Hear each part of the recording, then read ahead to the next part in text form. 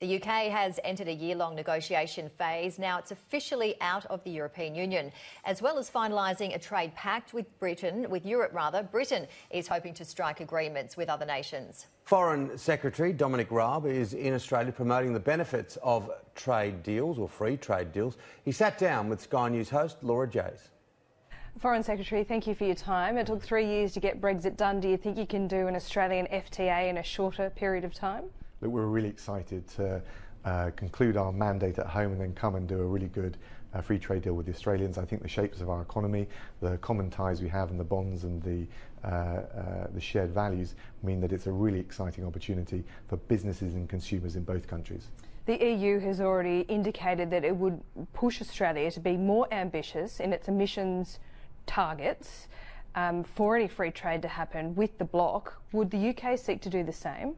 Well, our focus is on COP26, the UN climate change talks coming up, and we want to bring all corners of the world and all countries together with an ambitious agenda which takes things forward. And I think Australia, and I've had conversations with the government ministers today and yesterday, have got a huge comparative advantage on high tech, innovation, and those are the kinds of things that if we bring together, work together, we can help green the economy and really tackle the climate change issue. Australia's level of ambition then is not an impediment to a free trade agreement in your view? We're encouraging all countries really after COP25 to step up to the plate and be as ambitious as possible. We recognise all the challenges, but we've got to turn the page. We've got to make we want to see COP26 mark a step change in progress on climate change, and everyone has a responsibility to make that happen.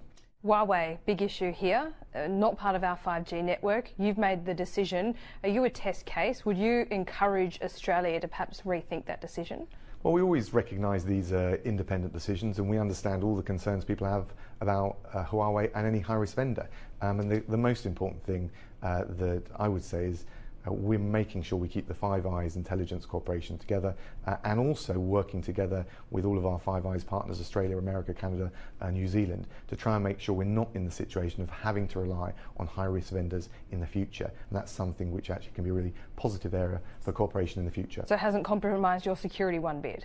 No, we don't think so. We're confident in the arrangements that we've put in place and are putting in place, that we've got a rigorous and robust approach, the toughest regime in I think the world, and that we can make sure that we invest in 5G but also protect the security of our infrastructure. But we do recognise there's been a market failure in the UK and I think in other countries, and we want to make sure we work not just in the UK but with our partners to avoid that happening again. Foreign Secretary, just one final question. Kylie Moore-Gilbert has been languishing as a political prisoner in Iran since September of 2018. She's a dual citizen. What are you doing to get her home? Well, we're making it very clear to Tehran that the detention of all dual nationals is unacceptable and outrageous, and it's one element of the unlawful behaviour by the regime in Tehran which needs to end if they're going to end their political and economic isolation. And of course with all of our close allies, including Australia, particularly in relation to this case where there's a dual nationality, we'll work very carefully and closely together and show a united front. You're stepping up your representations though, because those words haven't worked so far. She's still there.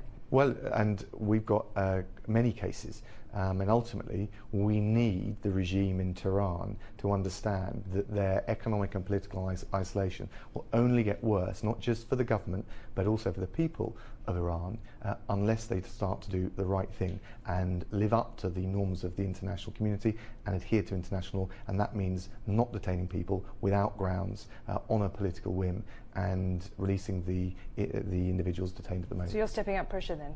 We absolutely. I mean, we at every point of engagement with the Iranian government, we raise all of these cases. Including that one?